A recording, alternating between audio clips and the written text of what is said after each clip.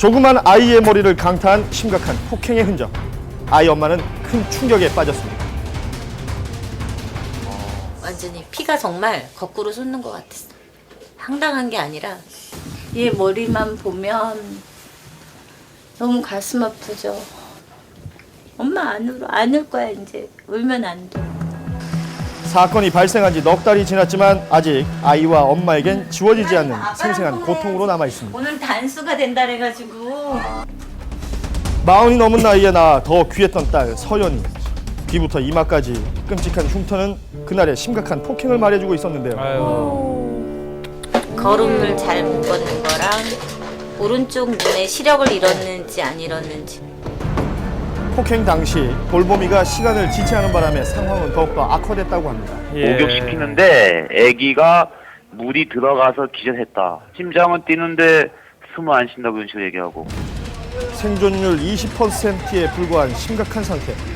무려 4시간에 걸친 대수술이 이어졌습니다. 살아난 것이 기적이었습니다. 중앙선도 원래 중앙에 있게 되는데 이렇게 이쪽 확 밀린 여기 하얀 게 다 피입니다.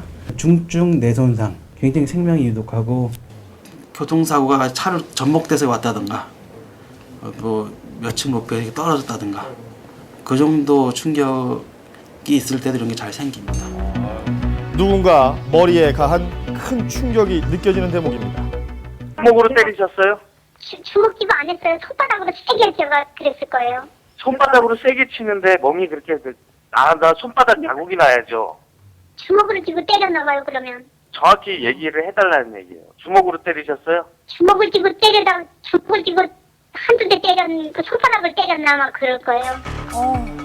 그날의 폭행을 기억하는지 돌보미를 보자마자 울음을 터뜨린 서연이.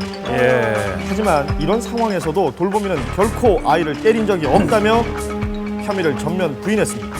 폭행 증거가 없다던 돌보미는 황당한 요구까지 합니다. 애기 가진 부분 없다는 그런 옛날 말이 있잖아요. 100번째라도 한 번 못하면 모든 것이 다 물거품이잖아요. 그래서 CCTV 약한 아이가 정말 맞나? 나는 그것이 궁금한 생각도 있어요. 그래서 애기 피검사상에 정상 수치로 다 나왔는지 알려주세요. 그거. 서연이가 지금에서 그렇게 실질이 잘 터지면서 알고 싶어 하시는 거냐고요. 지금 저한테. 너무 궁금해요, 그거. 피검사 결과 정상 수치 나왔는지 좀 알려주세요. 아이가 아픈 것은 폭행 때문이 아니라 원래 약한 체질 탓이라는 겁니다. 주위에서도 이 폭행 사실을 아는 이웃은 없었는데요. 아기가 잔다면서 얘기 중에 잠깐 안방에 들어갔다 나오겠길래 나는 베이비시터라고 생각 안 하고 본인 얘기로 생각했죠. 아이를 구타한다 폭행한다 이건 나는 전혀 감지 못했고. 아이를 폭행했던 돌보미는 이 생활 정보지를 통해서 쉽게 일자리를 구할 수 있었다고 합니다. 서연이를 그렇게 만든 여자 같은 경우에는 정식 간호사 자격증이 있었고 또 보육교사 1급 자격증이 있었어요. 아이에게 심각한 뇌 손상까지 입혔다는 돌보미는 간호사에다 심지어 보육교사 자격증까지 있는 사람이었습니다. 심각한 폭행이 얼마나 아이에게 위험할지 누구보다 잘 알 위치에 있으면서도 무자비한 폭행을 가했던 것입니다. 처음 폭행 사실을 인정했던 돌보미. 하지만 넘어져 의식을 잃은 아이를 깨우려 했을 뿐이라 말을 바꿨는데요. 하지만 전문가들의 의견은 17개월의 달랐습니다. 어린 아이에게 이 정도의 물리력을 가하면 아이가 어떤 상태가 될 수 있고 그런 상태가 된 아이는 신속하게 조치를 취해야만 나중에 장애가 남지 않는다는 것을 누구보다 잘 알고 있었을 것입니다. 가해자의 고의는 상해의 고의를 넘어서서 살인의 고의까지 갈 수 있지 않나라는 생각이 들 정도의 사건이라고 생각합니다. 정말 막막해요. 매일매일 교도소에 매일매일 가서 한번 면회를 신청하면 만나주나. 저는 지금 하루도 빠지지 않고 한번 면회를 가보려고 하거든요. 분통한 마음에 돌보미를 찾았지만 그조차 쉽지 않았습니다.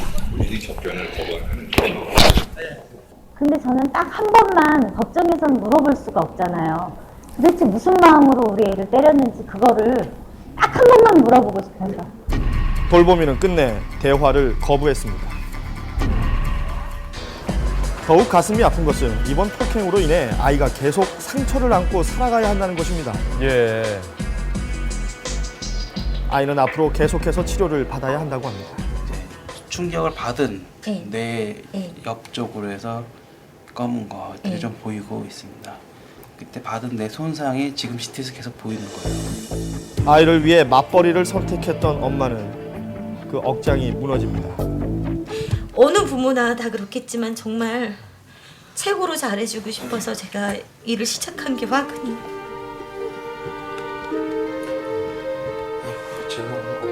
모자가 몇 개야? 평생 남을 상처를 이 모자로 감추고 살아야 할 서연이. 제가 일을 안 하고 집에 있었으면 우리 서연이가 이렇게 아프지도 않았을 텐데.